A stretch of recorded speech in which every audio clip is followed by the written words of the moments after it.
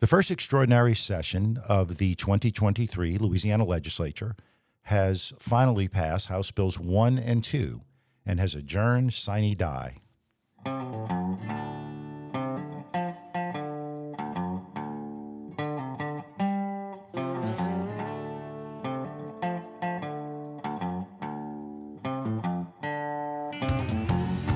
Welcome to the Pelican Brief. I am your host, David Tatman.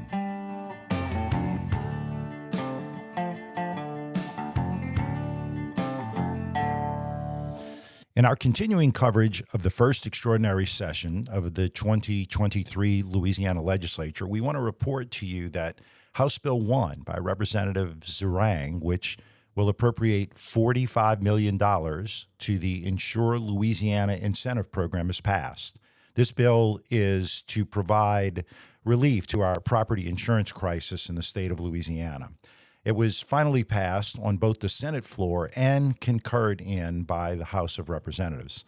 The legislation now heads to Governor John Bel Edwards for signature. The Louisiana Senate amended two of the three House amendments that were stripped off in the Senate Finance Committee. Those amendments were by Representative Boyer and Representative Thomas. Representative Thomas's amendment was the one that would require the commissioner to give preference to grant applicants who agree to provide wind and hail coverage. Representative Boyer's amendment was to strengthen reporting requirements by the grantees and to aggregate a report that would be provided to the legislature quarterly.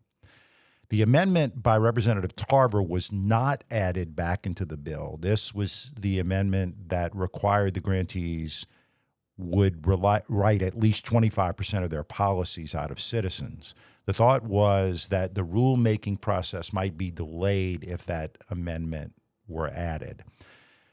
In other news, Representative Stefanski's House Bill 2, which currently provides that no one who was involved in a failed company or an insolvency would be allowed to apply to the Insure Louisiana Incentive Program. It was passed by the Senate, and because there were no amendments in the Senate, the bill was sent directly to the governor for signature.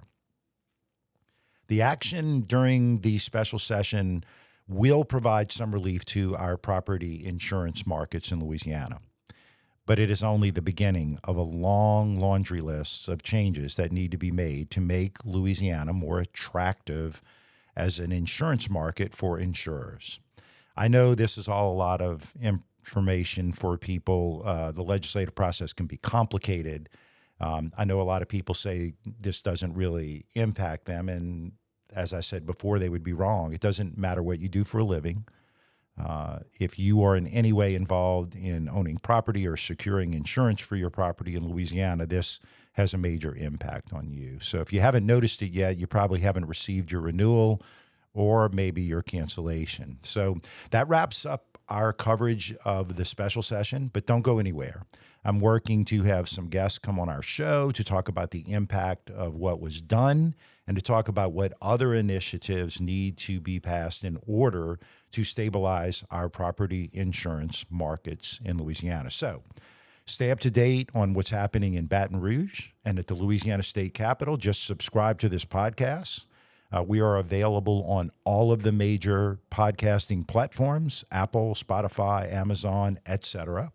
You can also follow us on social media, Facebook, Instagram, and Twitter. Our handle on all of those platforms is at the Pelican Brief 225.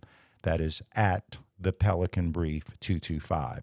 We would love your interaction and comments on social media. If you'd rather email us, that email address is thepelicanbrief225@gmail.com. So subscribe, like, and share.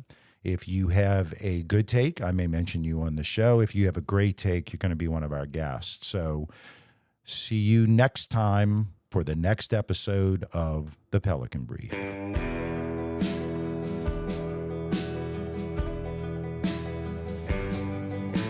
The Pelican Brief is an off-script production